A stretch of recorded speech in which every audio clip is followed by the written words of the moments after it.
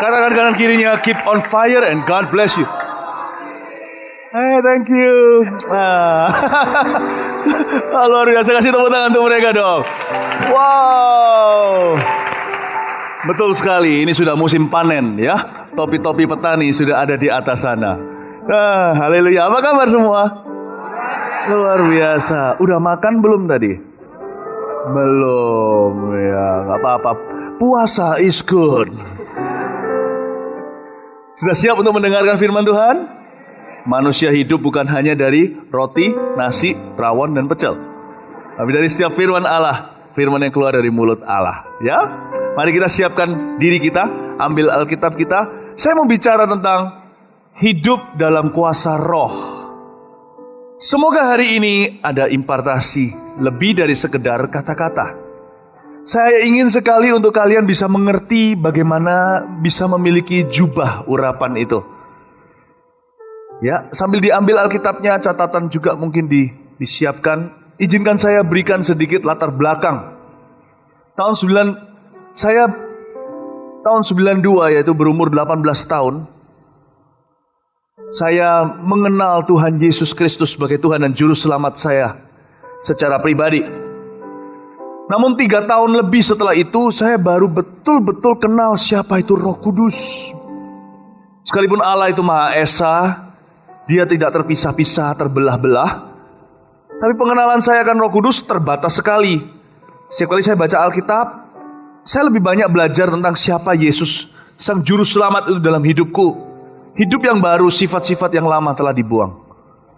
Saya tidak mengerti sampai kepada kuasa roh itu begitu nyata. Hingga tahun 95, tepatnya, saya mengalami yang namanya baptisan Roh Kudus. Hidup saya berubah total. Saya mengalami baptisan Roh Kudus dengan tanda berbahasa lidah seperti yang dialami oleh rasul-rasul di Yerusalem pada waktu Pentakosta. Itu saya terima ketika saya ada di kamar mandi.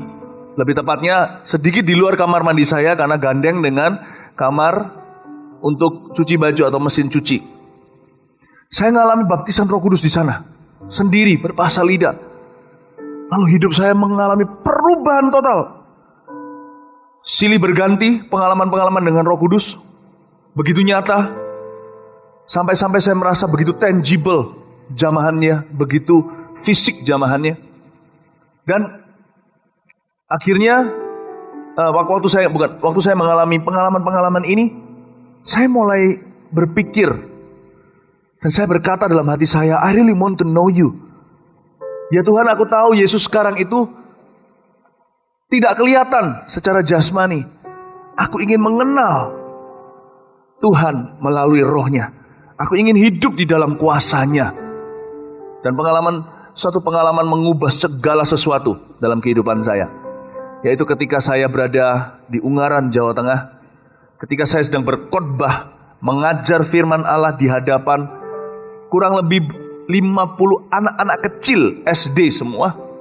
Saya berbicara tentang kuasa kerajaan sorga.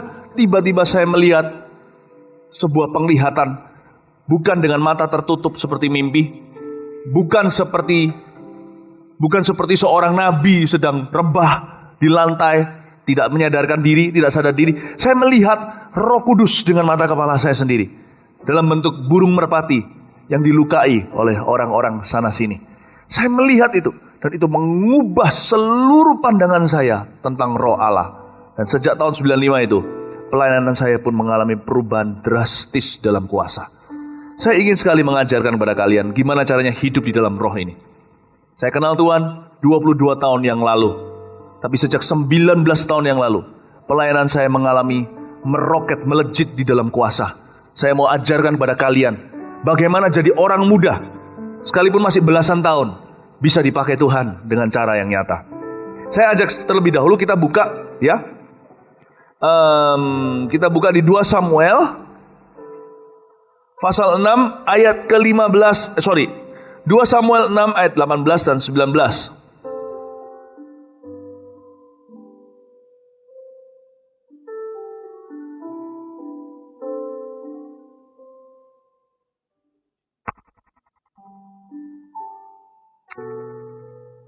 Dua Samuel 6 ayat 18 dan 19 bunyinya begini. Cerita tentang bagaimana tabut dipindahkan ke Yerusalem.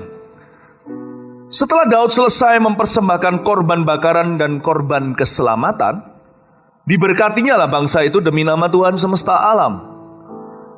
Lalu dibagikannya kepada seluruh bangsa itu, kepada seluruh khalayak ramai Israel, baik laki-laki maupun perempuan, kepada masing-masing seketul roti bundar, sekerat daging dan sepotong kue kismis. Sesudah itu pergilah seluruh bangsa itu masing-masing ke rumahnya. Jangan ditutup dulu, saya jelaskan ayat 18-19 ini artinya apa. Pada dasarnya setiap anak Tuhan seperti orang Israel zaman itu, umat pilihan Allah, mereka pulang membawa bekal. Daud di sini melambangkan Tuhan Yesus. Dia adalah nenek moyang Tuhan Yesus.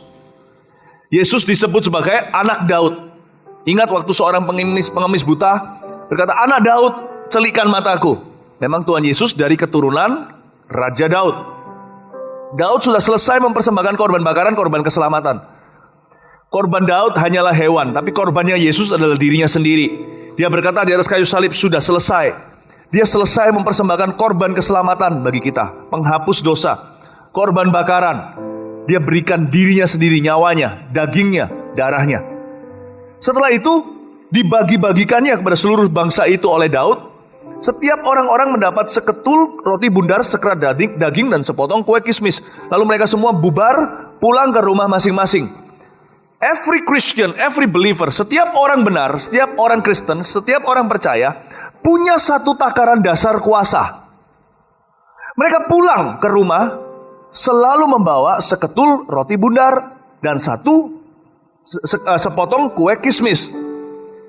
Kita ini punya roti hidup. Yesus berkata, "Akulah roti hidup itu."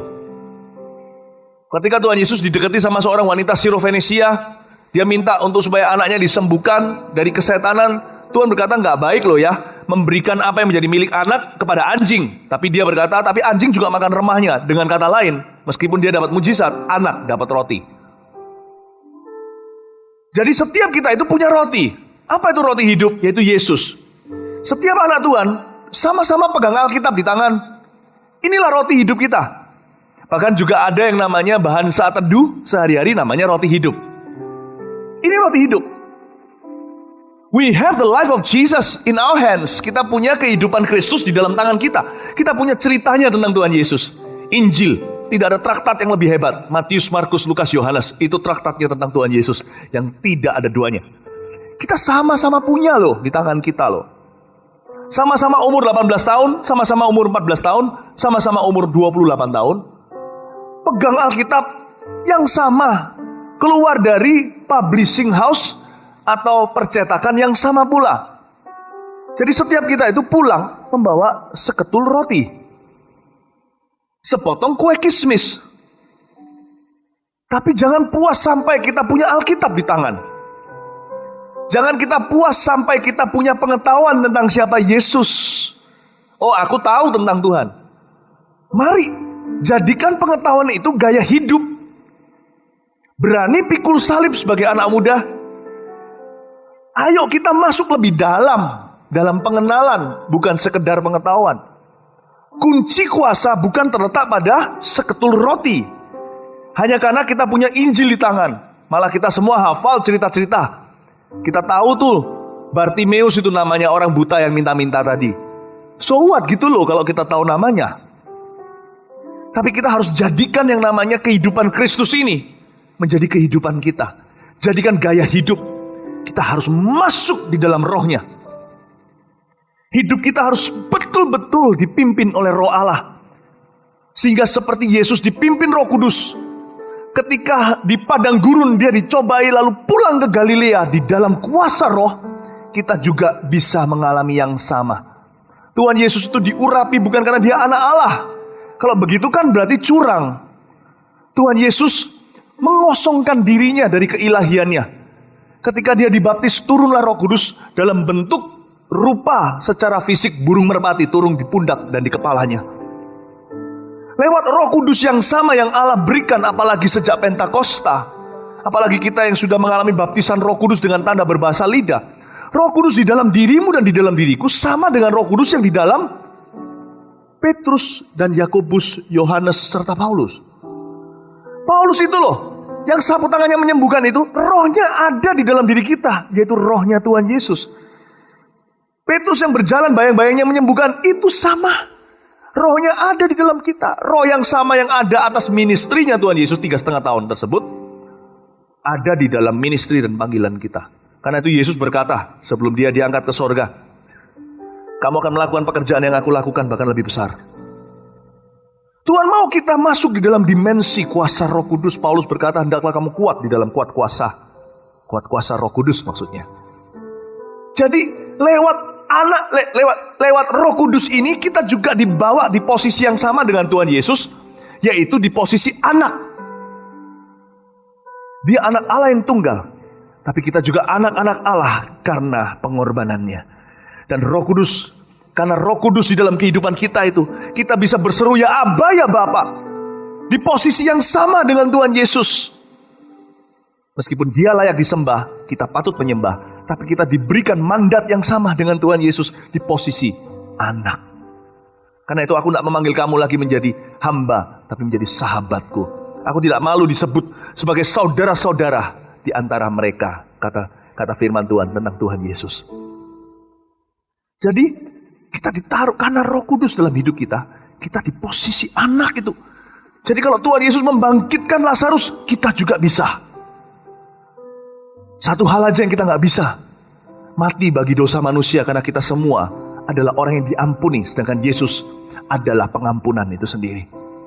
Satu hal yang kita nggak bisa adalah kita nggak bisa disembah, karena kita bukanlah Tuhan dan pencipta. Yesus adalah pencipta, kita ciptaannya. Pada mulanya adalah firman. Tapi selain daripada itu, yang dia katakan kita bisa lakukan bersama dengan dia, di dalam dia, kita sama berdiri bersama dengan Tuhan Yesus. Bahkan dia berkata, kamu akan melakukan lebih banyak daripada yang kulakukan. Aku cuma 3,5 tahun soalnya. Jadi setiap kita bisa. Dan saya ngalami ini sejak tahun 92. Bahkan sebelum saya dibaptis Roh Kudus, saya mengalami dimensi kuasa Roh Kudus sebagian, tidak kepenuhan. Tetapi itu pun cukup mulia. Nanti saya akan ceritakan, saksikan, mungkin di akhir daripada pengajaran saya. Jadi kita bisa umur belasan tahun, janganlah kau dipandang muda, tapi tunjukkan dalam segala sesuatu kekudusan, dalam prinsip hidupmu, di dalam cara tutur katamu, tapi lebih daripada itu, dalam urapanmu, tunjukkan bahwa kita tidak harus kita sebagai orang muda tidak berguna. Saya ajak kita sekarang melihat pelayan-pelayan perjanjian baru. Kita buka di Korintus, ya. 2 Korintus pasal yang ketiga ayat 16. Inilah ayat-ayat yang saya mau jelaskan pada Anda, pada kalian semua. Nanti kalau ada ayat-ayat tambahan, tidak usah dibuka, kita terus buka di 2 Korintus 3 saja. Sisanya nanti kita akan baca di layar depan, layar LED yang saya sudah siapkan. Hidup dalam kuasa roh. 2 Korintus pasal 3 ayat 16. Gimana caranya ya? Kita itu hidup dalam kuasa roh yang sama di mana Yesus hidup. Gimana caranya ya kita itu hidup di dalam kuat kuasa Roh Kudus seperti Yesus dan para rasul miliki. Ayat 16. Tetapi apabila, kita baca sama-sama ya, ayat 16 sampai ayat yang ke-18.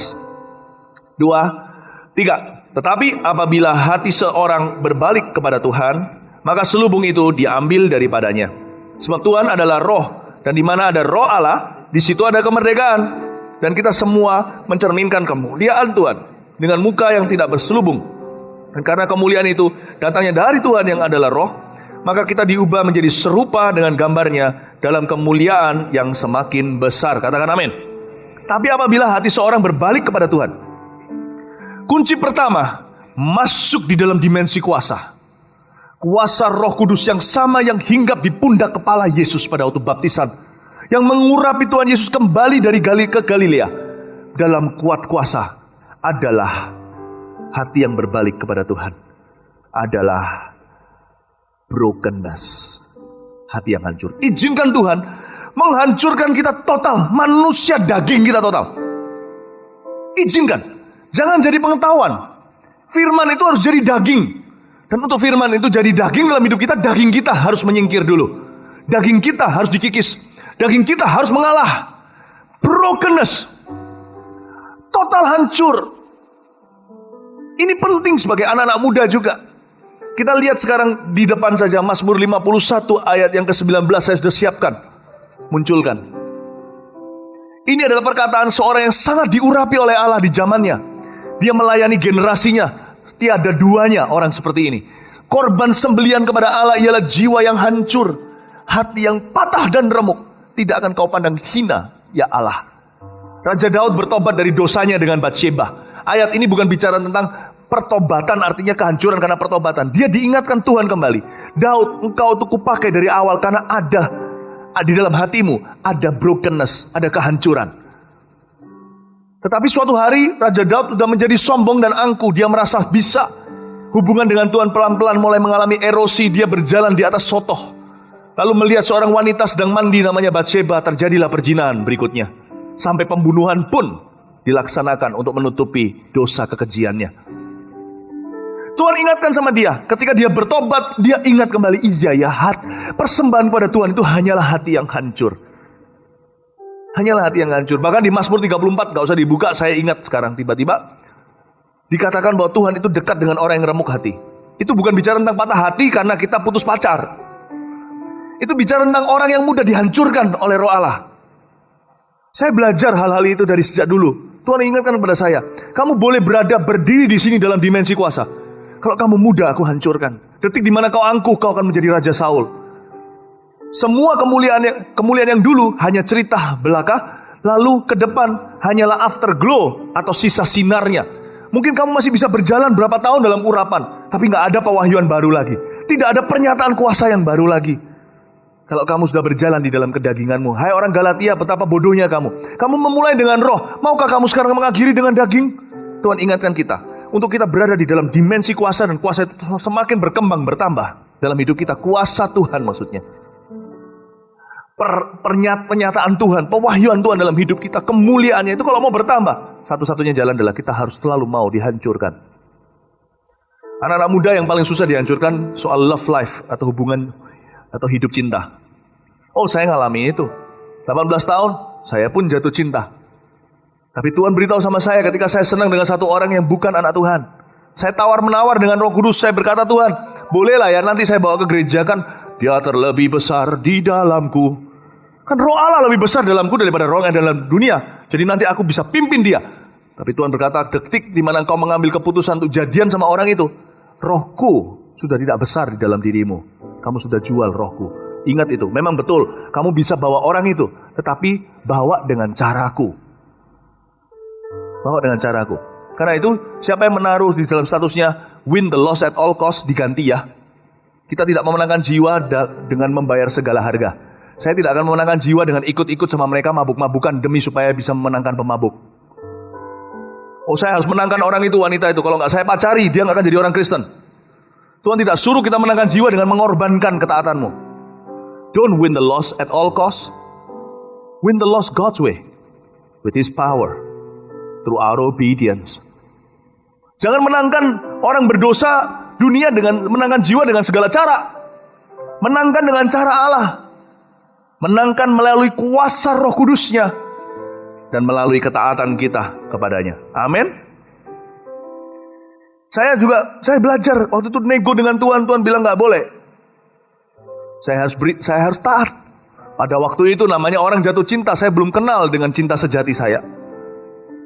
Tapi waktu itu saya merasakan seperti seolah-olah saya dibentuk Tuhan. Tuhan bilang sama saya, kamu tidak bisa lanjut berjalan di dalam panggilan. Kalau kamu tidak berjalan di sini, kamu berpisah dengan aku, kata Tuhan, kata Roh Kudus. Dan saya berkata, ya Tuhan, bentuklah aku, hancurkan aku sekali lagi. Soal pengampunan, saya dihancurkan bolak-balik. Kalau saya mau kepahitan dari dulu, bro. Saya kalau mau kepahitan dari dulu. Di Kanada, selama 8 tahun saya tinggal di sana. I belong to just one church. With 1001 problems. Saya seumur hidup cuma punya 2 gereja. Saya tidak lagi ke gereja pertama karena terlalu jauh. Setiap akhir pekan kalau ke Kanada, capek. Perjalanan 24 jam soalnya. 20 jam lah, 22 jam. Naik pesawat. Capek. Listen. Selama saya di Kanada, saya cuma 1 gereja. Di Indonesia dari tahun 98, hari ini total saya sudah berapa tahun berarti? 16 tahun sejak pulang ke Indonesia. Betul ya, 16 ya? Ya betul. Jadi, nih, belum makan, matematika lemah. Saya 16 tahun, saya cuman bergabung satu gereja saja. Saya nggak pindah-pindah. Susah loh ketemu orang yang sama, bertahun-tahun dibentuk, digesek. Nggak gampang, apalagi waktu di Kanada. Muter-muter melulu, ya 50 itu. Karena jemaat di sana waktu itu 50 lalu bertumbuh. Akhirnya sebelum saya pergi jadi 100. Saya melulu putar-putar ya orang-orang itu. Sekali lukai, gimana lupakan. Kanan kiri ketemu muka itu. Saya dibentuk, dihancurkan, diulek sama Tuhan. Untuk soal pengampunan, menerima kelemahan orang lain, kekurangan, dan juga perbedaan. Kalian kalau di CG dibentuk, jangan kalian menyerah. Di sekolah dibentuk, jangan menyerah. Di rumah, di keluarga dibentuk, jangan nyerah. Itu adalah bagian dari brokenness. God is breaking you. So he has his way in you. Tuhan ingin menghancurkanmu agar Tuhan memiliki jalan tol dalam hidupmu. Brokenness. Tetapi apabila hati seseorang berbalik kepada Tuhan, selalu memilih hati ini tertuju kepada Tuhan dan bukan kepada perkara-perkara duniawi. Itu langkah pertama. Maka selubung itu diambil daripadanya, ayat 16 katakan. Berkata, ayat 17, sebab Tuhan adalah roh. Dan di mana ada roh Allah, di situ ada kemerdekaan. Setelah kita mengalami brokenness, maka akan muncul yang namanya joy. Sukacita Tuhan, kekuatanku.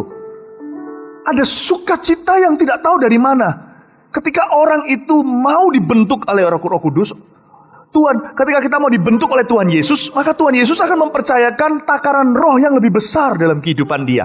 Roh yang sama, tapi takarannya beda. Gini loh, sama-sama pulang membawa seketul roti, sama-sama pulang membawa sepotong kue kismis. Tapi anehnya, meskipun UMR-nya sama, meskipun kuasa dasarnya sama, ada orang tertentu yang melimpah-limpah dalam kuasa. Itu karena orang itu lebih berserah. Di situ kuncinya. Di situ kuncinya. Orang itu mau memberikan hatinya pada Tuhan. Itu kuncinya. Sama-sama orang Kristen nih. Alkitab sama-sama di tangan.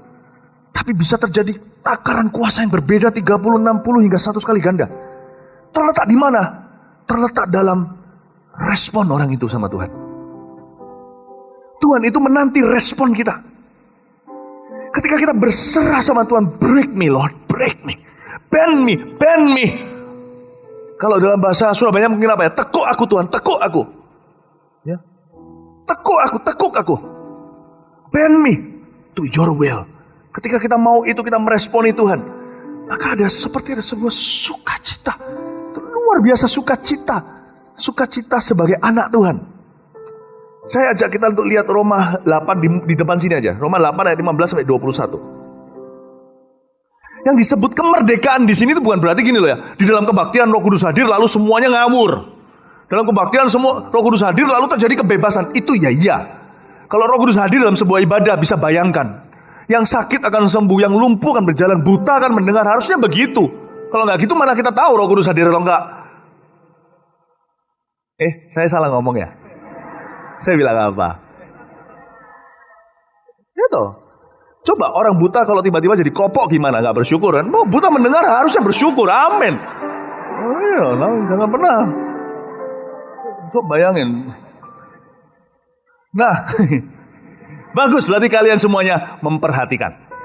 Tidak ada yang tertidur di dalam ibadah. Nah, coba bayangin. Kalau orang yang kita bawa datang, teman-teman kita yang belum diselamatkan, teman-teman kita belum lahir baru, yang mundur dari Tuhan. Teman-teman kita yang hatinya keras, gak mau percaya, yang masih skeptis, yang ragu-ragu, yang bimbang, datang di ibadah langsung berubah. Itu namanya Roh Allah hadir. Orang yang kena narkoba tiba-tiba kelepasan. Itu namanya Roh Allah hadir. Kebaktian harus begitu. Menurut saya sekarang kalau enggak, kebaktian ibadah lama-lama cuma jadi entertainment. Memungkiri kekuatannya. Kuasanya mana? We need power once again. We need power once again. Amin. Karena itu yang disebut kemerdekaan itu juga dalam bentuk ibadah. Tapi lebih daripada itu, kemerdekaan dimulai dari dalam diri kita. Ketika kita ini mengalami brokenness, ujungnya itu duka cita yang mendahului sukacita. Duka cita yang mendahului kemenangan. Terjadi seperti plong kebebasan. Terjadi seperti kemerdekaan di dalam roh kita. Kita merasa seperti wow, I've got the joy of the Lord. Punya sukacita luar biasa. Saya ajak kita lihat di Roma 8 ya, ayat 15-21. Sebab kamu gak menerima roh perbudakan yang membuat kamu menjadi takut lagi. Ini bukan roh agamawi. Maksudnya kamu gak menerima roh agamawi. Tetapi kamu telah menerima roh. Itu Roh Kudus yang kita tadi barusan bicara tentang hidup di dalam kuasa Roh Kudus itu. Ini roh itu yang menjadikan kamu anak Allah. Oleh roh itu kita berseru ya Abba, ya Bapa. Next. Roh itu bersaksi bersama-sama dengan roh kita bahwa kita adalah anak-anak Allah. Seperti ada kesaksian dalam diri kita. Iman itu gak perlu dipompa. Orang yang punya Roh Kudus itu seperti punya mata air. Dia memancar sendiri. Bedanya pompa, kita harus pompa-pompa dari luar. Banyak orang itu imannya masih sistem pompa. Dipompa-pompa dari luar. Gak boleh. Kalau kita kalau kita mengalami brokenness, kita mau dihancurkan oleh Roh Kudus, dari dalam kita akan memancar itu tanpa dipompa. Itulah sebabnya banyak orang iri sama orang tertentu. Kenapa imannya begitu? Aku kok gak bisa? Gak bisa. Yang Anda harus pelajari bukan imannya. Yang Anda harus pelajari adalah responnya. Banyak orang kan gitu. Kenapa dia punya iman begitu? Kita tiru. Anak-anak Skewa tiru. Paulus pakai sapu tangan. Mereka cari orang kesetanan. Tapi justru habis itu mereka dihajar sama orang kesurupan. Kita gak bisa tiru. Gak bisa tiru. Kalau kita memang mau tiru, tirulah brokenness orang itu. Bagaimana hatinya mudah dihancurkan oleh Allah, untuk Allah dan untuk kerajaannya, untuk jiwa-jiwa, untuk kebenarannya. Bagaimana mudah dihancurkan. Tiru itu. Dari dalam dirimu akan keluar mata air. Kita lanjutkan membaca kita. Ya. Dan jika kita adalah anak, maka kita juga adalah ahli waris. Nah itu maksudnya. Langsung kita tahu apa yang menjadi bagian kita dalam panggilan kita. Maksudnya orang-orang yang berhak menerima janji-janji Allah, yang akan menerimanya bersama-sama dengan Kristus. Ya itu kata sama dengan Kristus. Itu luar biasa. Kristus mau membiarkan dirinya disamakan dengan orang yang mau dihancurkan oleh Tuhan. Yaitu jika kita menderita bersama-sama dengan dia. Ini penderitaan gak tentu kita disalib sama seperti Yesus. Gak tentu kita dimartir, sebagian ada orang yang seperti itu di dunia. Tapi penderitaan di sini maksudnya orang yang mau dihancurkan egonya oleh Allah. Supaya kita juga dipermuliakan bersama-sama dengan dia. Maksudnya punya kuasa takaran yang sama. Ayat berikutnya. Sebab aku yakin bahwa penderitaan zaman sekarang ini tidak dapat dibandingkan dengan kemuliaan yang akan dinyatakan kepada kita. Ini kemuliaan bukan hanya ketika sangkakala berbunyi, ketika kita di akhirat loh ya. Tapi ini juga bicara tentang kemuliaan di dalam hidup ini. Nanti saya akan tunjukkan. Dalam sebuah rumah ada berapa macam perabotan. Ada perabotan untuk maksud mulia, ada yang kurang mulia. Kemuliaan itu bisa dialami sekarang. Itulah sebabnya ada orang-orang iri dengan sukses orang tertentu. Kok bisa begitu? Jangan begitu. Kita belajar sumber mata air orang itu. Kita belajar. Mengapa? Saya sendiri masih belajar kok. Saya itu belajar, saya belum sampai. Mungkin dibanding dengan beberapa kalian, mungkin saya lebih dulu. Tapi kalau kalian rajin meresponi Tuhan, nanti kalian punya iman akan sama indah, malah bisa jadi lebih besar suatu hari. So, setiap orang punya takaran tersendiri. I'm still learning. Sampai hari ini sudah 22 tahun. 19-22 tahun yang indah, luar biasa dalam kehidupanku. Saya melihat tangan Tuhan bekerja. Dan tahun ini saya akan berumur 40. Memang gak kelihatan, saya ngerti. Kalian jangan lihatin gitu kayak saya, wah gak mungkin ini. Pastor Philip ini bohong. Enggak. Betul. Saya gak mungkin berdusta di atas mimbar. Gak boleh. Salah satu hal yang membuat saya gentar tahun ini ketika saya memasuki 40, bukannya kayak apa gitu ya, umur berapa itu kayak spesial, enggak. Saya merasa ya Tuhan, aku ini belum kau pakai. Mungkin di sini berkata, oh tapi mungkin kalau ngomong gitu kayak merendahkan diri di atas Monas. Enggak, beneran. Saya enggak berkata, aku belum dipakai itu untuk buat lo. Mungkin di sini ada beberapa yang pikir loh, kalau sana belum dipakai lah, aku gimana kan gitu ya. Nah itu tujuannya, poinnya di situ saya ngomong itu. Saya itu gentar tahun ini. Oh God, aku tuh belum seberapa. Bukan bicara tentang meetingnya sebanyak apa, ribuan orang atau apa, bukan itu. Kalau saya takarkan aja dengan standar yang dikenakan oleh orang-orang pada usia saya yang ada di Alkitab saja. Belum lagi yang di luar sana. Orang-orang, oh, wow, saya belum apa-apa. Saya bilang, ya Tuhan, where have I gone missing? What have I missed? Apa? Saya ini kelewatan apa? What have I missed? Saya merasa, ya Tuhan, aku tuh belum seberapa loh Engkau pakai Tuhan. Aku rindu sekali Engkau pakai lebih lagi. Apa ya kira-kira yang selama ini aku berhalakan? Aku pegang erat-erat gak mau berubah. Dan Tuhan susah hancurkan. Yang menjadi penghalang antara aku dan Tuhan. Ini bukan condemnation atau dakwaan loh ya, jangan salah. Ini kerinduan. Apa yang selama ini aku pegangi terus tidak mau aku lepaskan kepadamu. Aduh Tuhan, yang membuat aku sekarang sudah menginjak umur 40 ini belum apa-apa. Belum apa-apa. Saya bukan bicara tentang 1 juta murid atau 1000 gereja. Saya gak bicara tentang takaran di luar, tapi saya bisa nakar kerohanian saya. Kerohanian saya ini masih kekanak-kanakan. Aduh, masih banyak pemberontakan di dalam jiwa saya itu. Tuhan bicara aja saya gak tentu langsung melaku. Ya Tuhan, Tuhan, aku mendambakan imanku itu menjadi sempurna. Mulia seperti emas murni. Belum ke sana. Ini tahun ini saya gentar. Pada waktu usia kalian, usia-usia segini, saya sudah berlari.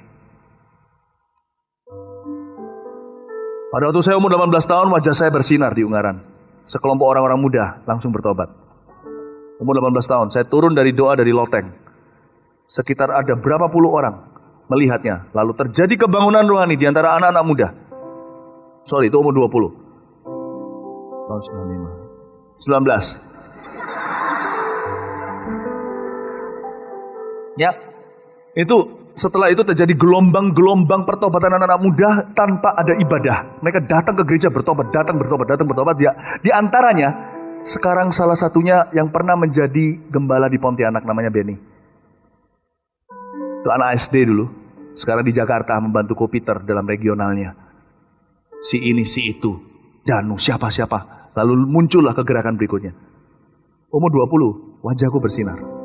Turun dari loteng. Anak-anak muda di jalanan bertobat.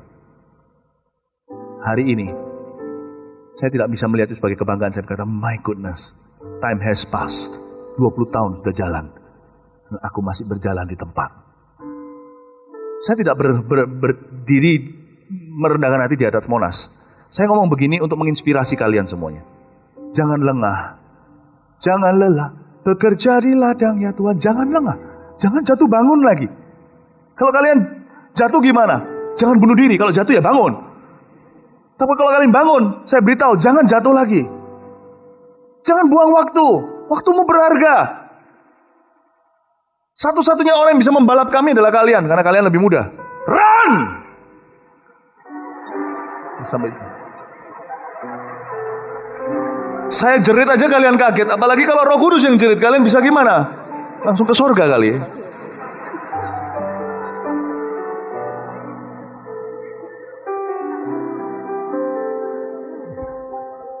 Saya bilang run. Untung kamu gak ada di Ungaran melihat wajah saya bersinar. Bisa copot jantungmu.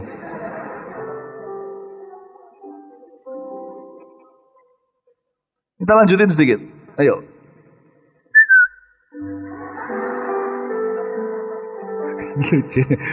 Lucu ya. Sebab ini kalau dilanjutin holy laughter nanti. Sebab dengan sangat rindu seluruh makhluk menantikan saat anak-anak Allah dinyatakan. Oh, Tuhan rindu. Seluruh dunia rindu kalian dinyatakan. Next. Karena seluruh makhluk telah ditaklukkan kepada kesia-siaan. Siapa yang punya urapan untuk membebaskan semua kesia-siaan di dunia ini? Bukan oleh kehendaknya sendiri, tapi oleh kehendak Dia yang telah menaklukkannya. Ini yang punya urapan ayat 21. Tetapi dalam pengharapan karena makhluk itu sendiri juga akan dimerdekakan dari perbudakan kebinasaan dan masuk. Inilah urapannya. Kalian yang punya urapan itu, apapun bidangmu nanti, masuk dalam kemerdekaan. Kemuliaan anak-anak Allah, di mana ada Roh Allah, di situ ada kemerdekaan. Bicara tentang kehadiran Roh Allah, bukan di dalam ibadah semata-mata, dalam hidup anak-anaknya. You have been called to set your generation free from something.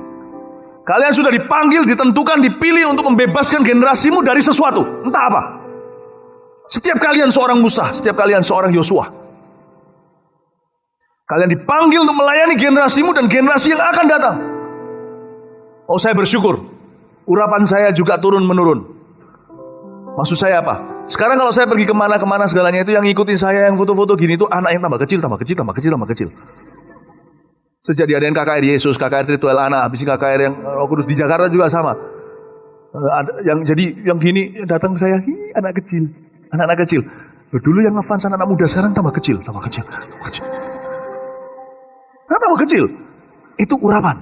Kita nggak dipanggil hanya melayani generasi kita. Kalau kita berlari cepat, kita masih muda, kita akan melayani yang lebih kecil, lebih muda. Gitu loh. Itulah keuntungan orang yang melayani Tuhan dari sejak masa muda. Kalau kita sudah tua, kita akan melayani umum. Tapi kalau kita dari muda udah mulai, dan kita waktu mencapai di takaran tertentu urapan tersebut masih muda, urapan kita bisa turun sampai yang lebih muda, lebih kecil. Kalau yang sama tua sudah lumrah, natural, alamiah. Tambah kecil, luar biasa.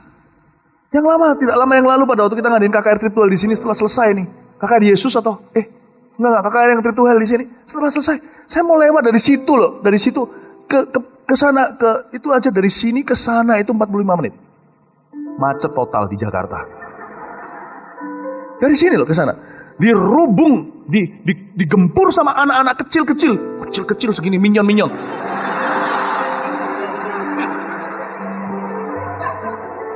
Satu-satu lihat saya, liatin gini. Saya nggak ngerti mereka lihat saya, lihat apanya, saya nggak tahu.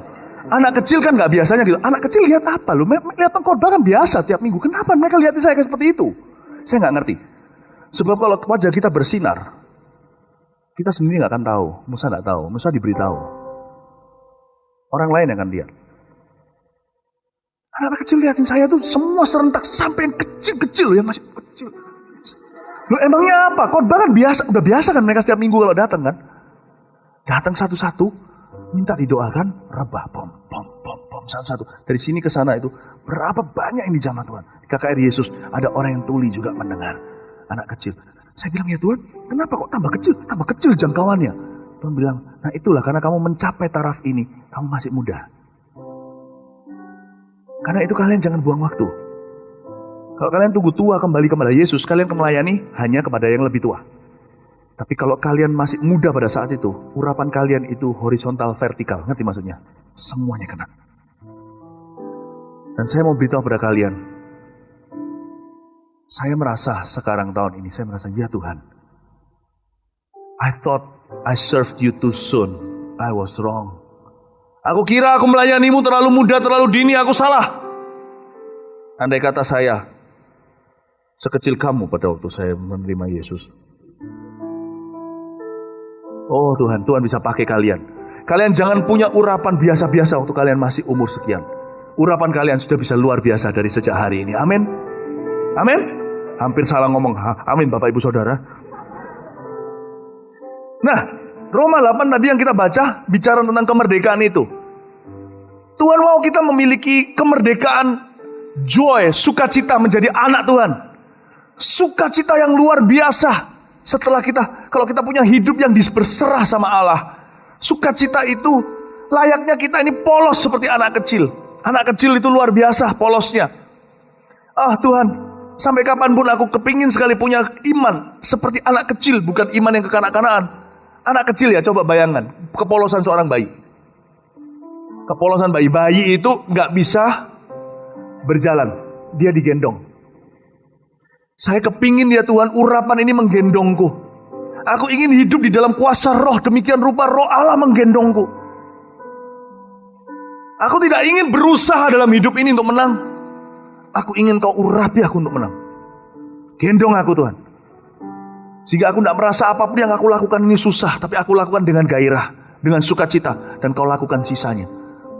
Anak kecil itu gak bisa bicara.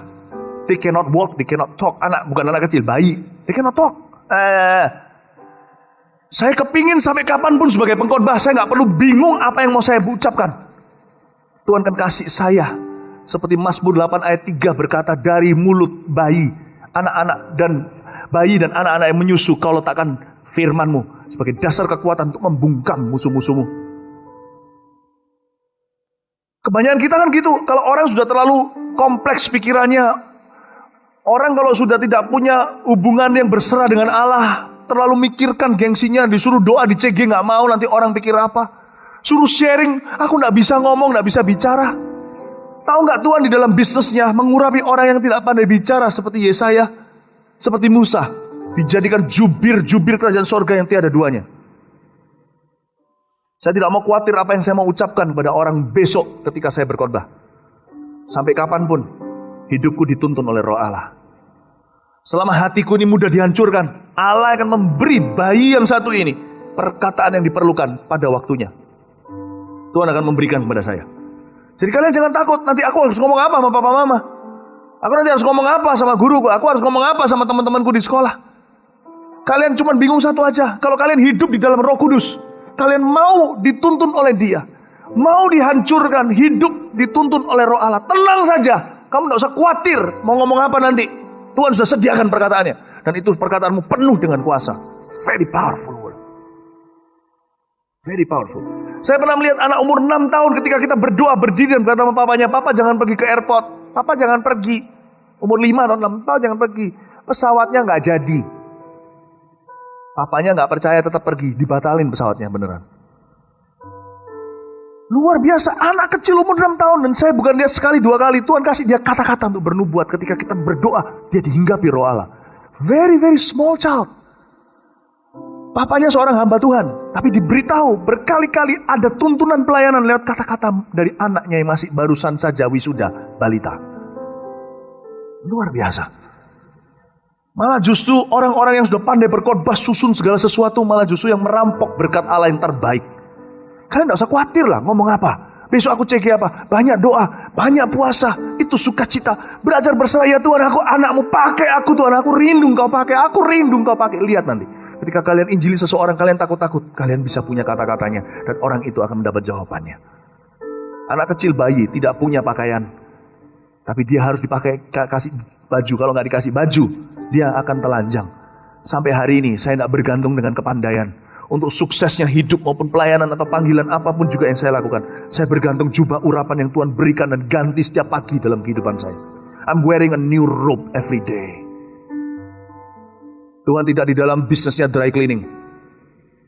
Bajuku yang lama kemarin dibuang langsung, Tuhan punya banyak. Setiap pagi Tuhan memberiku jubah yang baru. Saya minta kalian sebagai anak-anak, kita semua sebagai anak-anak muda, kita belajar untuk bergantung sama Allah. Kemerdekaan itu bicara tentang plong hati. Hati ini gak pakai khawatir, gak pakai mikirin gitu loh. Orang lain pikir apa tentang aku, gak usah mikir ke situ. Aku dalam kemerdekaan anak-anak Allah, aku anaknya, dia pasti akan jaga aku, dia urapi aku, dia pasti akan tuntun aku gak usah takut, gak usah khawatir. Amin. Amin. Lihat ini ya. Dan kita semua mencerminkan kemuliaan Tuhan dengan muka yang tidak berselubung, ayat 18. Dan karena kemuliaan itu datangnya dari Tuhan yang adalah Roh, maka kita diubah menjadi serupa dengan gambarnya. Sebelum kita nggak usah baca kalimat terakhirnya. Lihat ya, di sini dikatakan mencerminkan kemuliaan Tuhan. Orang yang hidup dalam Roh itu pertama-tama yang terjadi adalah dia akan mengalami brokenness. Lalu level kedua dia akan mengalami joy. Joy being a child of God. Sukacita menjadi seorang anak, bukan mental hamba. Yang ketiga, dia akan mengalami yang namanya usefulness. Dia akan mengalami pemakaian Allah. Orang yang hidup dalam Roh, dia akan rindu dipakai Allah lebih. Dan Allah memang akan memakainya lebih. 1 Korintus pasal 10 ayat 31, kita lihat sebentar di depan sini. Inilah tanda orang yang dipenuhi sama Roh Kudus. Kerinduannya adalah, aku menjawab, jika engkau makan atau jika engkau minum atau jika engkau melakukan sesuatu yang lain, lakukanlah semuanya itu untuk kemuliaan Allah. Tidak ada lagi nafas hidupnya selain daripada untuk memuliakan Tuhan. Orang yang dipenuhi Roh Kudus itu tandanya satu. Orang itu rindu memuliakan Allah dalam segala sesuatu. Tidak ada keinginan apa lagi dalam kehidupannya, kecuali untuk memuliakan Tuhan dengan apapun yang dia miliki. Baik makan, minum, semuanya Tuhan. Itu semuanya dipakai, kita kerinduannya adalah untuk dipakai oleh Tuhan. Lihat ayat 2 Timotius 2 ayat 20 sampai 21. Dalam rumah yang besar bukan hanya terdapat perabot dari emas, dan perak, melainkan juga dari kayu dan tanah. Yang pertama dipakai untuk maksud yang mulia, dan yang terakhir untuk maksud yang kurang mulia. Ada dua perabotan. Next. Jika seorang menyucikan dirinya dari hal-hal yang jahat, maksudnya dia mau dihancurkan, dia akan memperoleh sukacita. Tapi Tuhan gak berhenti sampai sukacita. Allah kita itu gak cuman ingin membuat kita gembira, dia punya purpose, tujuan dalam kehidupan anak-anaknya. Sekali kita mencapai level kedua, sukacita, akan dilanjutkan sampai ke pengurapan. Lebih, akan dilanjutkan sampai pemakaian Allah yang luar biasa. Ia akan menjadi perabot rumah untuk maksud yang mulia. Ia dikuduskan, dipandang layak untuk dipakai tuannya, dan disediakan untuk setiap pekerjaan yang mulia. Disinilah kita melihat bagaimana hidup kita dipakai di luar kendali kita. Jangan heran suatu hari kalian mengatakan sesuatu yang biasa, Tuhan pakai itu untuk menyelamatkan nyawa. Kalian berdoa tanpa perasaan pompa-pompa iman, gimana kanker orang itu lenyap? Bisa begitu. Kalian bisa pergi ke satu tempat hanya karena liburan, ternyata itu jadi jawaban. Kemanapun kalian pergi tanpa terasa, Allah menjadikanmu perabot yang mulia. Dipakai baik kau menyadari atau tidak menyadarinya. Di situ sudah masuk dalam pengurapan yang luar biasa. Di mana anak-anak Tuhan bukan hanya merdeka sukacita, dia sudah dituntun oleh Allahnya. Kemana dia pergi, apapun yang dia katakan, berdampak buat orang. Ini luar biasa loh. Ini yang disebut dengan firman yang tadi kita baca, mencerminkan kemuliaan Tuhan. Kita tuh jadi cermin. Cermin itu tidak memberi, cermin itu tidak apa ya? Cermin itu tidak punya bentuk, bukan bentuk, tidak punya image atau bayangan sendiri. Jadi tergantung. Kalau cermin itu adalah cerminnya Tuhan, tergantung apa yang Tuhan taruh di depan cermin itu, maka cermin itu kan memancarkannya. Betul gak? Cermin gak punya rencana. Oke, gambar yang boleh ada cuma Donald Bebek. Kalau Mickey Mouse lewat, ya Mickey Mouse yang muncul. Dengan kata lain, Tuhan yang pegang kendali dalam hidupmu. Ini maksud saya. Saya kasih cerita ya, waktu suatu hari saya pelayanan nih di LA. Di LA saya pelayanan, setelah pelayanan selesai, yang direncanakan kan pada waktu itu khotbah. Saya khotbah, itu ribuan orang-orang. Di sebuah gereja yang besarnya 7 hektar. Gereja besarnya 7 hektar, itu gereja gede banget. Saya khotbah kan, setelah selesai khotbah, wah masuk ke ruang pembicara, nyantai. Saya kira Tuhan yang menurut pikiran manusia dipakai Tuhan itu hanya pada waktu ibadah. Saya masuk ke ruang pembicara, setelah itu santai ketemu beberapa teman-teman, udah. Saya pikir gini loh, saya mau ke WC dulu, kamar mandi.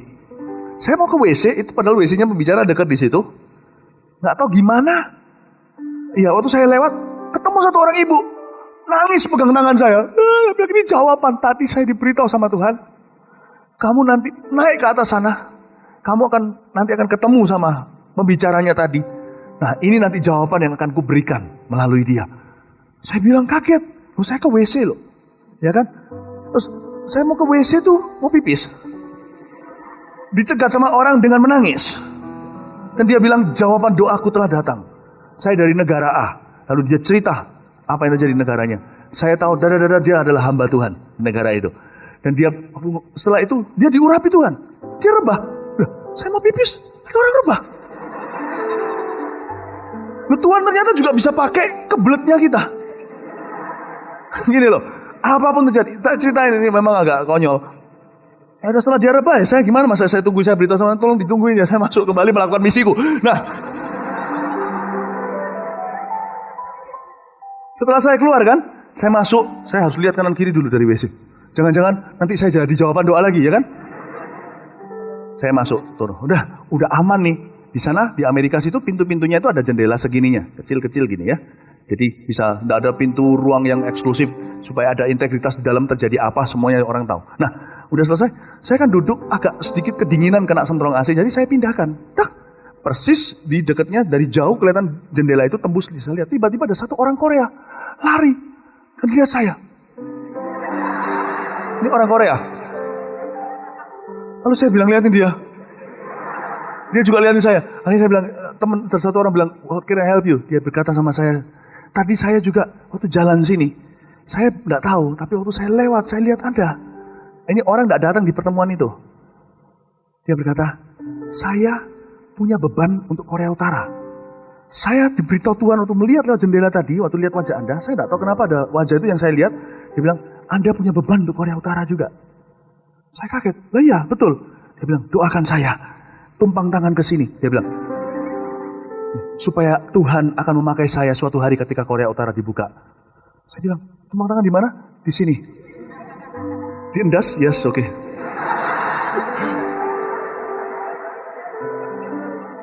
Saya tumpang tangan, rebah. Saya bilang, ya Tuhan, ngelesi AC juga bisa dipakai oleh Tuhan. Absolutely nothing you do or don't do that God will not use. Absolutely nothing. Saya nangis dan berkata, Tuhan pakai aku begini terus ya, tolong ya, please. Bikin kontrak sama aku setiap tahun bikin begini. Absolutely nothing. In Him we live and move and have our being. Di dalam Dia kita bergerak, berjalan, melakukan segala perkara. Absolutely nothing. Mencerminkan kemuliaan itu artinya, apa yang kau lakukan atau tidak lakukan, Tuhan pakai semua. Baik itu dari sini ke sana yang konyol sekali, gak ada maksud tertentu, Tuhan pakai semuanya. Perjalananmu dari satu tempat ke 100 meter ke depan jadi jawaban doa sebuah bangsa. Duduk menghindari satu tempat lalu mendekat ke jendela, tiba-tiba ada halilintar rencana Allah yang membuka pintu atau membangkitkan misionaris. Setelah saya tumbangin tangan dia berkata, aku akan kembali dari Amerika, aku kembali ke Korea dan aku akan tunggu persis di dekat Korea Utara. Sekali buka aku pertama yang masuk. Cuman duduk ngelesin AC, menghindari AC, membuat orang ini jadi misionaris. Saya tidak berkata ini dalam nama Yesus, ngerti maksud saya ya. Saya tidak mau bermegah diri. Kalau sampai saya harus memegahkan sesuatu, saya megahkan Yesus yang mengurapi kita semua. Saya ajarkan pengurapan di sini. Saya bersaksi dari kehidupan. Saya tidak menyombongkan diri, tidak mencoba membuktikan apa-apa. Ini keluar dari kerinduan semata-mata. Saya cerita bahwa ini adalah dunia yang possible atau mungkin bagi anak-anak muda. Mencerminkan kemuliaan adalah sebuah gaya hidup yang nyata. Apa yang kau lakukan atau tidak lakukan bisa Allah pakai dengan cara tidak terduga. Itulah cermin. Inilah hidup dalam kuasa roh, artinya itu. Hidup dalam kuasa roh itu bukan hanya waktu berkhotbah turun lalu kita turunkan penjagaan ketat kita. Seolah-olah setelah pelayanan semua otot bisa lemas dan mulai bisa kompromi sama dosa. Don't do that. Hidup dalam roh, dalam kuasa roh tidak dibatasi dengan mimbar. Hati-hati berikutnya ketika Anda ke WC, sesuatu akan terjadi. Hidup dalam roh bisa sekonyol itu jadi cermin. Ngerti maksud saya? Apa yang kau lakukan, tidak lakukan, duduk di kanan, duduk di kiri, cuman bergeser 1 meter atau setengah meter ke kanan itu bisa mempengaruhi bangkitnya misionaris. Bisa mempengaruhi ini dan itu. You never know. The Holy Spirit is real in your life. Dan saya merindukan hal-hal seperti ini lebih lagi dalam hidupku. Menurut saya masih kurang dan jarang. Aku merindukan lebih lagi. Saya mau tularkan ke kalian. Supaya kalian juga merindukan lebih lagi. Bukan hanya waktu CG, waktu ibadah. Dalam kehidupan sehari-hari terutama. Saya ajak kita lihat beberapa lagi ayat lalu kita selesai. Lihat kata-kata kalimat tadi yang saya belum selesaikan. Dalam kemuliaan yang semakin besar. Katakan dalam kemuliaan yang semakin besar. Saya ulang lagi ya. Dan kita semua mencerminkan kemuliaan Tuhan dengan muka yang tidak berselubung. Dan karena kemuliaan itu datangnya dari Tuhan yang adalah roh, maka kita diubah menjadi serupa dengan gambarnya. Dalam kemuliaan yang semakin besar. Yohanes 6 ayat 63, kemuliaan yang semakin besar itu artinya ini. Kita buka di sini, Yohanes 6, 63, saya jelaskan. Rohlah yang memberi hidup. Inilah janji Tuhan bagi mereka yang senantiasa konsisten hidup di dalam kuasa Roh Kudus. Rohlah yang memberi hidup. Daging sama sekali gak berguna, jadi kalau dihancurkan gak apa-apa. Tuhan suruh saya ngampuni gak apa-apa. Tuhan suruh saya ninggalkan kebiasaan buruk gak apa-apa. Daging gak berguna. Roh yang memberi hidup. Perkataan-perkataan yang kukatakan kepadamu adalah roh dan hidup. Lihat kata roh yang memberi hidup itu dalam bahasa aslinya artinya the spirit quickens. Ini bukan dalam bahasa Indonesia susah diterjemahkan. Jadi terjemahan ini cukup bagus, sudah bagus sekali. Roh memberi hidup artinya gini. The spirit quickens. Oke, ketika Yesus di dalam kuburan 3 hari itu kenapa gak busuk? Lazarus 4 hari busuk bau. Mestinya bau dong. Enggak. Mau tahu siapa yang menjadi seperti balsam, seperti mumi Mumi-mumi itu kan dibalsemin. Ini balsam yang lebih hebat. Tak ada satu pun ada kebusukan pada tubuh seorang mayat. Siapa yang membalsami? Yang membuat proses penuaan atau kematian atau pembusukan tidak terjadi, diperlambat atau dihentikan. Roh Kudus. Dia membalsami tubuhnya Tuhan Yesus. Tidak terjadi pembusukan. Tidak ada kulkas seperti itu. Kulkas biasa pun gak bisa begitu. Dimanapun tetap mayat dalam mayat. Yesus tidak sama. Kain kafannya pun tidak bau. Coba bayangin. Itu quickens. Ini bukan quickens. Ini apa ya bahasa lawan quickensnya? Quickens, slowen. Jelek banget, quicken, slowen. Roh Kudus itu bisa mempercepat maupun memperlambat.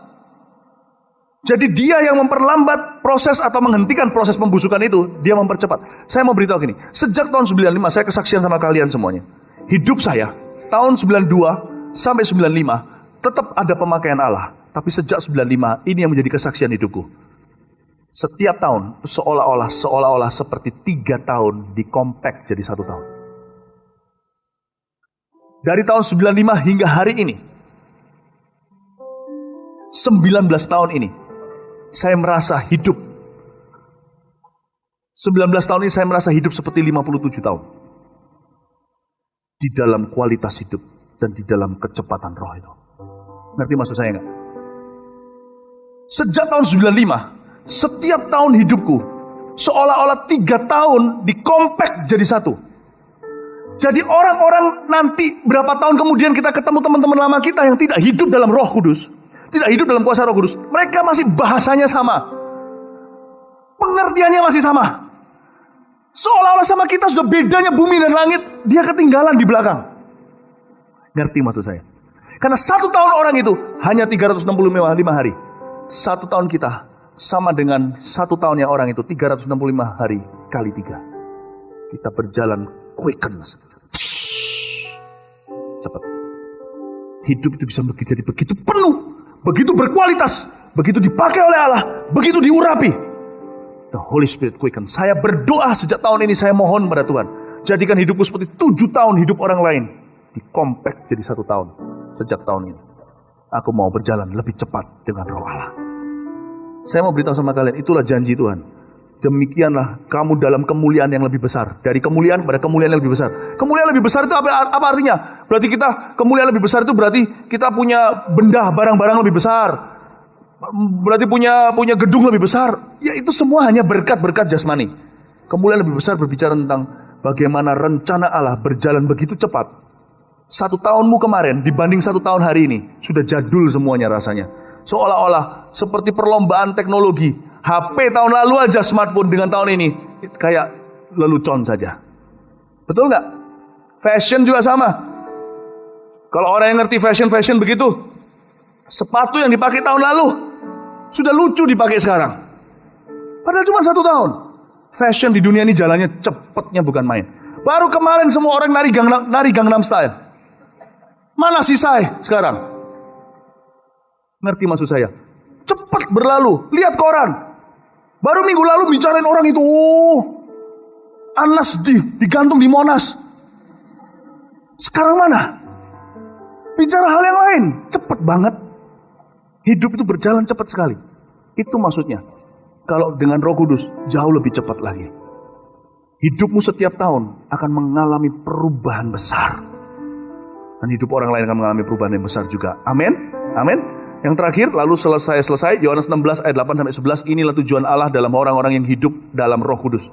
Yaitu Tuhan mau memakai mereka untuk menemplak dunia. Dan kalau Ia datang, Ia akan menginsafkan dunia akan dosa, kebenaran, dan penghakiman.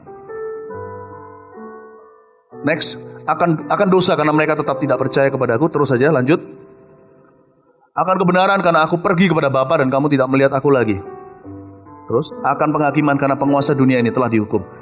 Seorang hamba Tuhan bernama Smith Wigglesworth, suatu hari ketika dia setelah selesai berdoa, dia turun, dia berada di sebuah coach atau di sebuah kayak semacam kereta gitu ya. Dia turun, dia nggak kenal siapa-siapa, lalu dia cuci tangan. Setelah cuci tangan ada 1 orang lihat dia dan berkata, aku merasa tertemplak, kamu siapa? Aku merasa tertemplak. Lalu habis itu tidak lama kemudian, seluruh kereta itu semua berseru untuk keselamatan. Nangis semuanya. Seorang hamba Tuhan bernama Charles Finney, seorang lawyer pengacara, dipakai Tuhan. Orang ini punya seasons of prayer, punya waktu-waktu doa dengan Tuhan itu yang begitu indah. Dia kalau berdoa selalu di belakang rumahnya, di sebuah hutan yang ada di belakang rumahnya zaman itu, mungkin di negara barat masih banyak hutannya, tidak seperti sekarang metropolitan. Dia berdoa, ini hamba Tuhan di tahun 1800 sekian. Dia berdoa. Setiap kali Charles Finney sebelum datang masuk ke sebuah kota, 10 kilometer sebelum dia masuk, zaman belum ada mobil. Ya, orang pakai kereta kuda. Sebelum masuk, seluruh kota itu, kalau dia masuknya malam, nyalain lampu semuanya, lampu pakai lampu minyak. Semua berseru dengar lolongan orang-orang berdosa, bertobat di jalan-jalan. Kita belum sampai taraf itu. Saya pernah mengalami beberapa kali, sekali lagi. Saya tidak mau bermegah diri. Saya hanya mau ceritakan bahwa Allah sanggup urapi. Kalau begini-gini kadang-kadang legendaris kan. Bagi kita sepertinya jauh far out. Jauh sekali rasanya kok gak relevan buat kita. Saya pernah alami pada waktu saya umur 18 tahun. Berkali-kali. Sebenarnya hal-hal seperti ini saya alami berkali-kali. Gak cuma sekali dua kali. Berkali-kali. Tapi saya tidak mengatakan ini untuk memegahkan diri. Saya mengatakan ini hanya untuk menjadi inspirasi, menginspirasi bahwa anak muda kita bisa dipakai demikian rupa. Waktu saya baru bertobat, saya tidur di kamarnya sepupu saya ketika saya berada di Bandung. Pulang ke Indonesia untuk jalan-jalan, saya mampir ke keluarga papa. Karena keluarga papa saya dengan maksud tentunya di hati, selain saya liburan. Pada waktu saya tidak punya teman di Indonesia. Saya belum dikenal oleh gereja-gereja, saya masih siswa sekolah Alkitab. Saya datang ke Indonesia untuk jalan-jalan, untuk buang waktu. Bukan buang waktu, karena masih ada waktu. Saya pergi jalan-jalan ke Bandung. Karena di sana sejuk. Saya tinggal di kamar. Ketika saya tinggal di kamar itu, saya nggak ngerti kenapa, saya diam aja. Semalaman itu kakak sepupu saya tidak bisa tidur. Bolak-balik begitu terus. Pagi harinya dia bilang, saya nggak tahu apa yang terjadi. Ketika dia pulang dari kerja, dia baru ngaku, saya merasa berdosa sekali tadi malam. Kamu bawa apa? Dia panggil saya Titi. Ya, itu panggilan saya di keluarga itu. Adik, Dik, kamu itu bawa apa? Kenapa kok aku merasa dosa?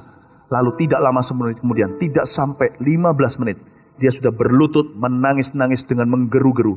Dalam waktu 45 menit kemudian, seluruh rumahnya termasuk sampai papanya yaitu om saya menangis berbahasa lidah. Saya terkejut. Saya bilang, my goodness, itu bisa terjadi.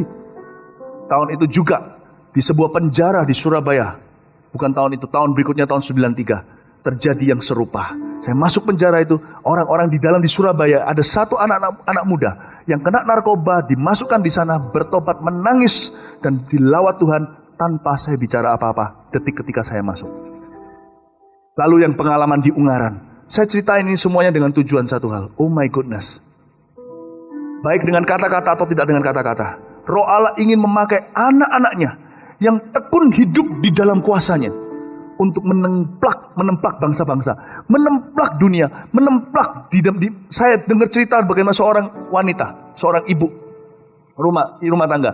Dia selalu dianiaya sama suaminya, dimarah-marahin, mau diceraikan, suaminya nggak taat, nggak setia. Awal mula dia kedagingan. Saya pernah ketemu pada waktu itu, kurang lebih tahun-tahun 94. Saya beritahu sama orang itu seperti ini, ibu, padahal saya masih belum menikah, saya belum mengerti, tapi saya punya Roh Allah. Saya beritahu sama dia, ibu, jangan balas. Firman Tuhan berkata, menangkan suamimu tanpa kata-kata. Layani, kasih, ampuni. Gampang saya berbicara, tapi ibu jangan lihat saya. Siapapun yang bicara gak masalah. Mau keluar dari mulut babi pun, mutiara tetap mutiara, berlian tetap ada harganya. Ini firman Tuhan. Saya tunjukkan di Korintus, saya tunjukkan di surat Paulus, bahwa seorang istri bisa memenangkan suaminya lewat tindakannya. Saya beritahu seperti itu. Ibu percaya kalau ibu tekun hidup dalam kuasa Roh Kudus, sekalipun dihancurkan rasanya daging dan batin ini, habis rasanya. Gunung batuku saja yang sisa. Aku tidak punya apa-apa. Jikalau seluruh dunia ini beranjak, satu-satunya pegangan saya hanyalah Tuhan Yesus. Saya beritahu sama ibu itu, ibu pegang Tuhan Yesus, tekun. Kalau mau dihancurkan tidak apa-apa, Roh Kudus serta dengan kamu. Saya doa sama ibu itu dalam nama Yesus, amin. Saya dapat cerita tahun 95-nya saya ketemu ibu itu.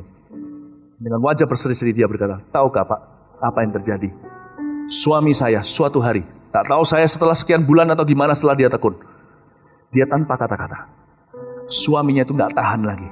Setiap kali dia mau melakukan dosa, setiap kali dia mau meninggalkan rumah, ada sesuatu yang membuat hatinya gelisah. Setiap kali dia pulang seperti seolah-olah dia gak mau pergi lagi. Ada sesuatu. Dia berkata, setiap kali dia tidur di samping saya, di dalam kamar, dia berkata, suami saya, seperti pengalaman saya di tahun 92, tidak bisa tidur begini. Lalu dia berkata, aku tidak tahu kenapa, kamu mau doa sama aku enggak? Tidak lama sesudah itu, tidak sampai 15 menit. Suaminya berlutut di samping ranjang dengan ibu itu, bertobat terima Yesus. Dan tahun 95 dia bawa suami itu ke saya dan dia perkenalkan. Dan suaminya sekarang melayani di dalam gereja. Dengar baik-baik. God will use his children, anak-anaknya, di dalam setiap jalan hidupnya, sekolah, rumah tangga, apapun, untuk menemplak dosa di sekelilingnya. Di mana kita hadir, harusnya tempat itu di-charge atmosfernya dengan kekudusan. Sehingga setan melari bukan karena perintah kita semata-mata, setan lari karena kehadiran kita. Setan lari karena kehadiran kita. Saya ceritakan kepada kalian semuanya dengan tujuan untuk menginspirasi. Tugas kita hanya tinggal di dalam Roh Kudus. Saya pergi ke Bangkok suatu hari. Saya ingat waktu saya sampai di imigrasi di Bangkok. Saya datang ke sana bersama dengan keluarga untuk jalan-jalan. Datang satu orang berdiri di imigrasi lalu hilang. Ini terjadi beneran. Dia tunjuk saya dan berkata, "You're not welcome in Bangkok. Go away." Lalu saya kaget, saya lihat anak saya, jangan sampai, saya waktu itu masih ada Vanessa, saya lihat istri saya lihat lagi orangnya hilang. Di imigrasi. Go away. You're not welcome. Orang itu kelihatan ketakutan dan merasa tersiksa. Dan orangnya pakai seragam, saya kira itu adalah officer. Setelah saya lihat lagi hilang, gak mungkin itu tempatnya luas begitu loh, mana bisa hilang? Di airport. Kami masuk ke ruangan, ke hotel. Vanessa nangis, Crystal nangis di kamar sebelah. Nangis semuanya, nangis. Nangis waktu masih kecil. Akhirnya kami mengambil keputusan untuk langsung dari sana tidak jadi liburan di Thailand. Kita pergi ke Singapura. Kenapa? Ada peperangan rohani, tapi belum waktunya untuk saya melayani di sana. Saya berdoa, ya Tuhan. Tuhan bilang sama saya, pergi. Kehadiranmu menyiksa mereka. Kamu pergi. Belum waktunya. Nanti suatu hari aku utus kamu ke Thailand. Sebelum kamu ke Thailand, kamu harus ke Taiwan dulu. Mirip kan? Thailand One ya. Ngerti maksudnya? Dari sana saya pelajari sebuah prinsip rohani sederhana. Kita gak perlu sok-sokan sama roh jahat. Gak perlu. Hidup aja dalam roh Allah. Wherever you go, the atmosphere will be charged. Wherever you are, Satan will flee. Saya sarankan kalian semua jangan bangun dari ranjang tiap pagi tanpa berbahasa lidah dulu. Itulah kebiasaan saya selama 22 tahun. 19 tahun, sebab sejak tahun 95 saya baru berbahasa lidah. Berbahasa lidah sebelum bangun dari tidur. Jangan kalian masuk dalam gereja kebaktian seperti ini tanpa membawa satu pujian di dalam hati, rasa syukur atau berbahasa lidah. Hiduplah dalam roh. Termasuk ketika kalian datang ke ibadah. Jangan datang asal-asalan. Berbahasa lidahlah ketika masuk. Oh, rama-rama, gak usah sok-sokan di luar ditujuin banyak orang. Oh, rama-rama, apalagi kalau asyirnya. Oh, rama-rama ya asyir, tambah aneh semua. Kalian bisa berbahasa lidah dengan softly, dengan lembut, bukan? Itu kebiasaan saya selama 22 tahun. Ketika saya masuk dalam ruang rumah Tuhan, saya berbahasa lidah. Oh, rama-rama ya asyir. Kemanapun saya pergi, saya mendarat dari satu tempat ke sebuah negara, kota, mendarat. Ketika pesawat mulai mendarat, masih ada gambarnya seatbelt on. Saya berbahasa lidah dulu. Paling suka berbahasa lidah di pesawat karena ketika mendarat dan take off. Kenapa? Tidak dengar, orang lain tidak dengar. Karena bising sekali biasanya. Saya berbahasa lidah. Banyak bahasa lidah. Terus hidup di dalam kuat kuasa Roh Kudus. Amin. Terus hidup di dalam ketaatan. Amin. Amin. Mari semua bangkit berdiri. Thank you Jesus. Tanggal 25 dan 26, jangan lupa Festival Kuasa Allah. Datang 2 hari berturut-turut, bawa jiwa, bawa orang sakit. Terima kasih ya Tuhan. Terima kasih ya Tuhan. Oh, ramah.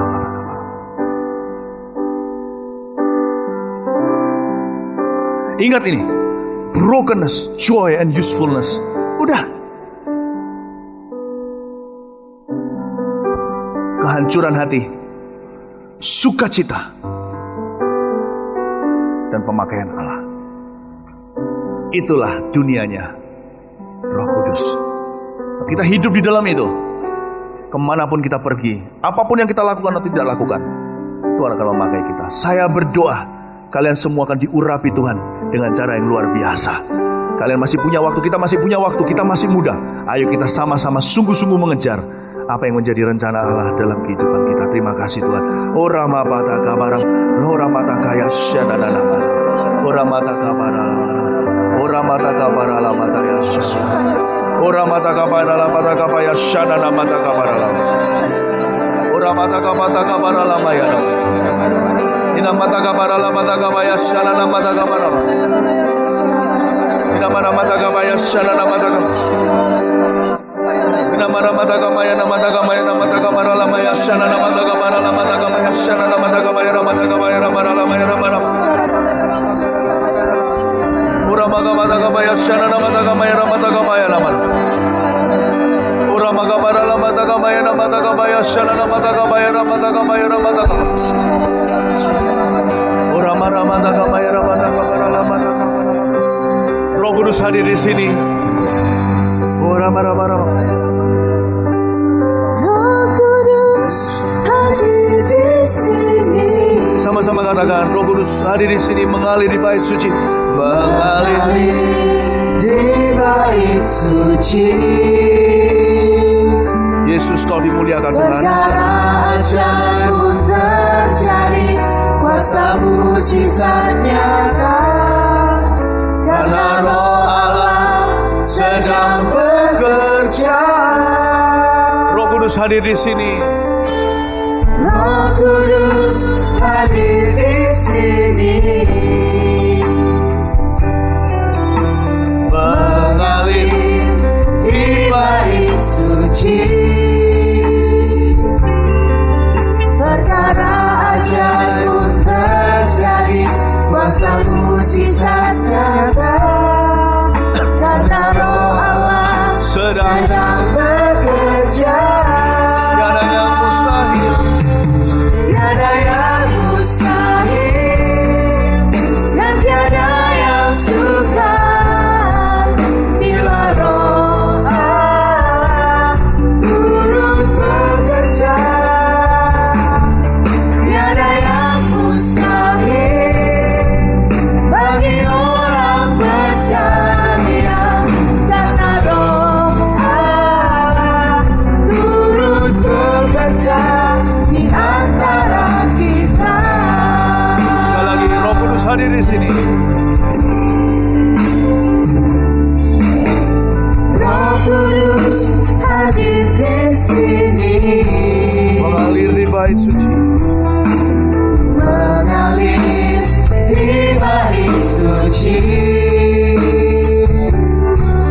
Perkara ajaib pun terjadi, kuasa mukjizat nyata, karena Roh Allah sedang bekerja. Roh Kudus hadir di sini, Mengalir di bait suci. mengalir di bait suci. Perkara ajaib pun terjadi, kuasa mukjizat nyata, karena Roh Allah sedang bekerja. Tiada yang mustahil, dan tiada yang sukar, bila Roh Allah turut bekerja. Tiada yang mustahil bagi orang percaya, karena Roh Allah turut bekerja di antara kita. Kita akan nyanyikan lagu ini sekali lagi dengan cepat. Kita tidak punya banyak waktu. Saya minta fasilitator maju ke depan. Bawa barang pribadinya. Saya mau berdoa bagi kalian. Saya mau meninggalkan sebuah jubah untuk kalian bisa miliki dalam pelayanan kalian. Kami Mengalir di di bait suci. Thank you Lord. Perkara ajaib pun terjadi, kuasa mukjizat Angkat tanganmu. nyata, Bapak, hamba berdoa, Tuhan Yesus Kau dimuliakan. sedang bekerja. Tuhan Yesus Kau dimuliakan dalam kehidupan kami. Roh Kudus Tuhan Yesus, Kau dimuliakan dalam kehidupan kami. Tuhan Yesus, Kau dimuliakan. Yesus, Yesus, Yesus. Yeremia 33 berkata, berserulah padaku, aku menunjukkan padamu perkara-perkara yang tidak kamu tahu. Hamba berdoa, hamba dengan sederhana minta supaya Engkau memberi mereka jubah pengurapan yang baru ya Tuhan, yang mereka tidak miliki sebelumnya. Angkat revivalist daripada kelompok ini di dalam nama Yesus. Rahmat.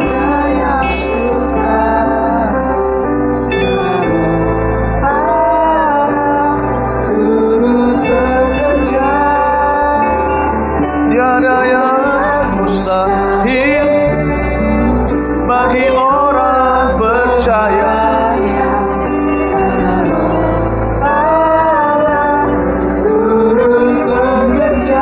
Di antara kita, musik saja main. Lihat saya tidak pernah mengobrol pengurapan. Saya lakukan hanya karena Tuhan gerakkan. Saya berdoa di dalam nama Tuhan Yesus, meninggalkan sebuah jubah yang kalian tidak punya. Saya tanya sama Roh Kudus, saya harus panggil di level apa? Karena harus ada kategorinya untuk orang maju, supaya teratur dan tertib. Roh Kudus bicara sama saya secara jelas, panggil fasilitator. Dan saya berdoa di dalam nama Yesus. Setelah saya doa untuk kalian, miliki hati yang totally surrender to God. Tuhan tunjukkan kepada kalian sebuah pengurapan kalian tidak pernah punya sebelumnya, sebelum saya doakan sekarang. Setelah saya berdoa di dalam nama Tuhan Yesus Kristus, kalian akan dibawa Tuhan kepada greater usefulness, pemakaian Allah yang lebih besar. Kalian tidak akan duga, tidak sangka itu bisa terjadi dalam kehidupan kalian. Tuhan akan lakukan. Yeremia 33. Saya mau berdoa untuk kalian. Ingat satu hal, have a heart that's willing to be broken unto Jesus. Miliki hati yang mau dihancurkan oleh Roh Kudus. Miliki hati yang taat kepada Tuhan Yesus. Itu saja. Tuhan akan mengisi kalian dengan sukacita dari sorga. Angkat kedua tanganmu. Bapa dalam sorga, jamah mereka sekarang.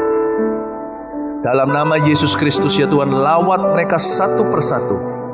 Seperti bayi yang tidak bisa pakai pakaian sendiri, beri mereka jubah. Ya Tuhan, pelayanan yang mereka tidak pernah miliki sebelumnya. Di dalam nama Tuhan Yesus Kristus, Tuhan jamah, Tuhan kenakan jubah pengurapan pada diri mereka ya Tuhan Yesus. Seperti Elia menjatuhkan jubahnya pada Elisa, Elisa memungutnya, aku jatuhkan jubah itu pada mereka untuk kemuliaan Yesus. Di dalam nama Yesus Kristus. Haleluya. Terima semuanya di dalam nama Yesus. Terima dalam nama Yesus.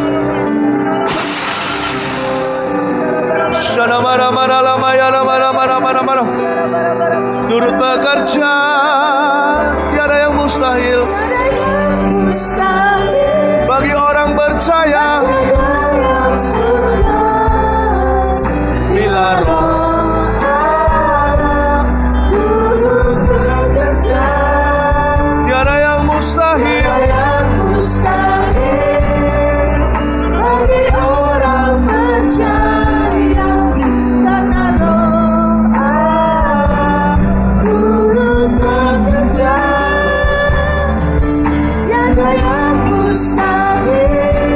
Sini angkat tangan, sebelah sini angkat tangan. Receive God's anointing, the authority of God's word in Jesus. Go! Tiada yang mustahil bagi orang percaya. Bila Roh Allah turut bekerja, tiada yang mustahil.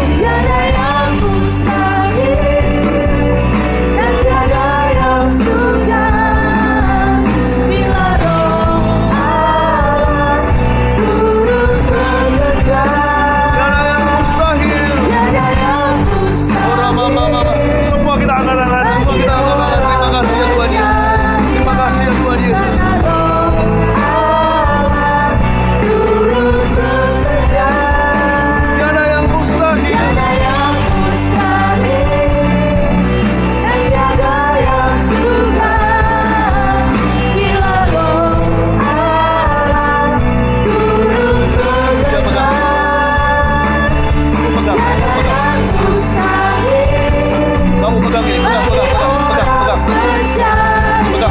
lewat saya. Terima di dalam nama Yesus.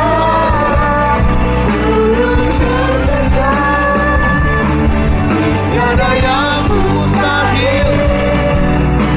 Tiada yang sukar bila Roh Allah turun. Tiada yang mustahil. Tiada yang mustahil bagi orang percaya. Karena Roh Allah turun bekerja. Tiada yang mustahil. Dan tiada yang sukar karena Roh Allah turun bekerja. Tiada yang mustahil bagi orang percaya. Karena Roh Allah turun bekerja. Karena Roh Allah turut bekerja. Karena Roh Allah turun bekerja. Karena Roh Allah turut bekerja. Karena Roh Allah. Karena Roh Allah turun bekerja. Di antara kita. Mari kita berikan tepuk tangan bagi Tuhan Yesus. Haleluya.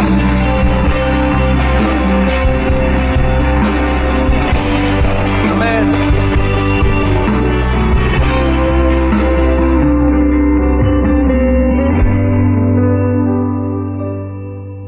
Terima kasih ya Tuhan Yesus. Materaikan ya Tuhan apa yang telah diterima. Terima kasih untuk setiap manifestasi kuasa Roh Kudus dalam bentuk apapun yang kami terima hari ini.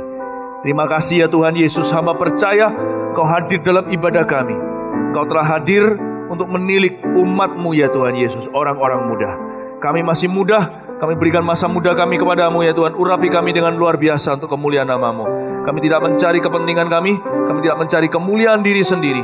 Kami hanya ingin memuliakan Tuhan Yesus yang layak dipuji dan ditinggikan dan disembah. Ya Tuhan, pakai kami di hari-hari yang akan datang dengan cara yang paling menakjubkan, agar dunia tahu bahwa Yesus Kristus adalah Tuhan melalui kehidupan kami. Terima kasih ya Tuhan, sertai dengan tanda, mujizat dan heran setiap anak-anak-Mu ini.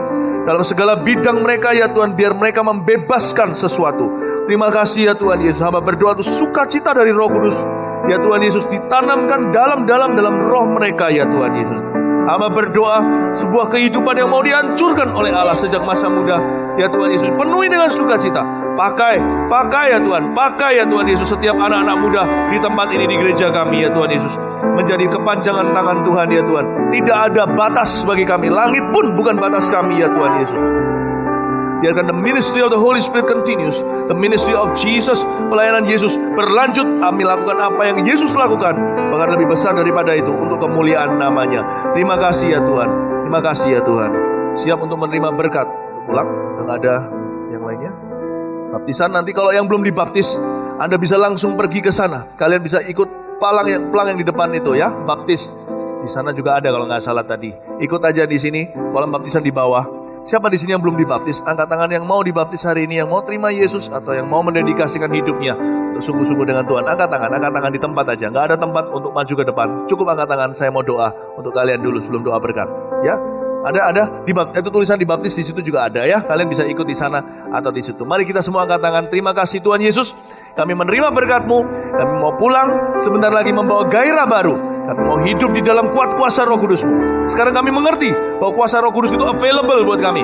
Kuasa Roh Kudus itu bukan sesuatu yang cuma dari cerita saja, atau dari kisah para rasul, atau dari biografi orang-orang yang pernah ada dan sekarang sudah mati. Kami tahu kuasa Roh Kudus itu available buat kami. Kami tahu manifestasi-manifestasi itu ada. Bukan hanya tanda mujizat itu, bukan hanya kesembuhan. Kami tahu ya Tuhan Yesus, Kau akan memakai kami untuk menemplak ya Tuhan generasi kami dengan kekudusan kesucian yang dari Engkau. Terima kasih Tuhan. Kami terima mandat yang baru, hidup sungguh-sungguh dengan Tuhan. Kami mau hidup dalam ketaatan. Mulai hari ini ya Tuhan, Kau sudah menyucikan jemaat-Mu. Kami pulang membawa iman yang diperbarui, iman yang hidup ya Tuhan. Kami mau melihat hari-hari ke depan, hidup kami akan dipakai Tuhan dengan luar biasa untuk kemuliaan nama Yesus. Di dalam nama Bapa, Putra, Roh Kudus, kami menerima berkat. Haleluya. Yang percaya katakan amin. God bless you, love you.